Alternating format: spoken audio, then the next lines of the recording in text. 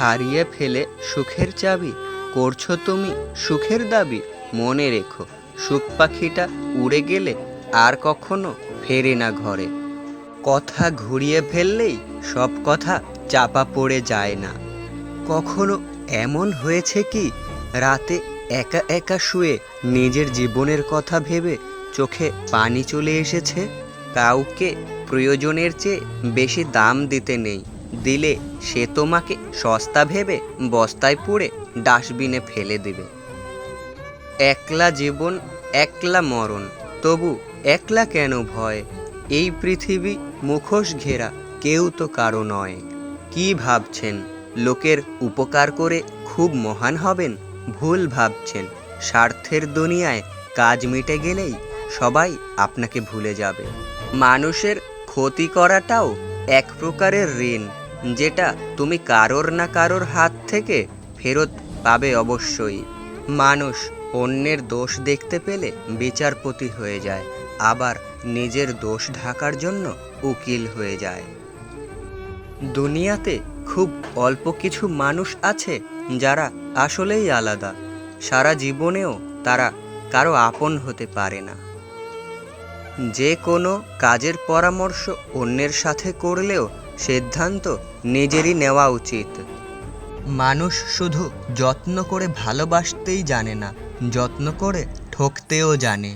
ভালো মানুষের সংস্পর্শে থাকুন, কেননা আপনার বুদ্ধি না থাকলেও তারা সময় মতো আপনাকে সৎ পরামর্শ দেবে।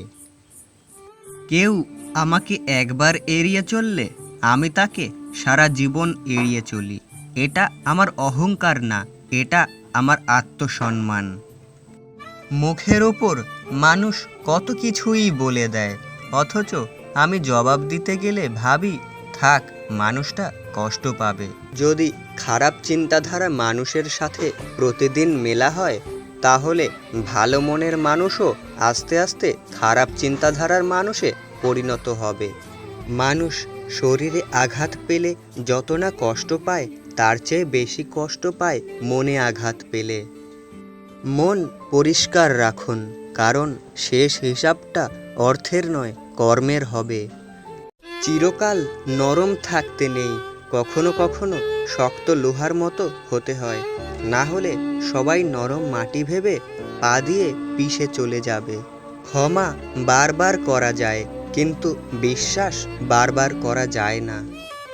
নিজের পায়ে যতক্ষণ শক্তি আছে দৌড়াবেন, শক্তি কমে গেলে হাঁটবেন, তবুও অন্যের পা ধরে চলার চিন্তা করবেন না। মায়া থাকলে বিড়াল মারা গেলেও পাহাড় সমান কষ্ট লাগে, আর না থাকলে মানুষ মরলেও গায়ে লাগে না। নিজের দুঃখটা নিজের কাছে পাহাড় সমান, অন্যের কাছে তা 2 লাইনের গল্প মাত্র। উপার্জন করতে শেখো, নয়তো মূর্খ ব্যক্তির কাছেও কথা শুনতে হবে। Thank you so much guys, সম্পূর্ণ ভিডিওটি পুরো দেখার জন্য। ভিডিওটি ভালো লেগে থাকলে একটি লাইক করে দেবেন এবং এরকমই ভিডিও পেতে চ্যানেলটিকে সাবস্ক্রাইব করে দেবেন। তো দেখা হচ্ছে পরবর্তী একটি ভিডিওতে। ভালো থাকবেন, সুস্থ থাকবেন, ধন্যবাদ।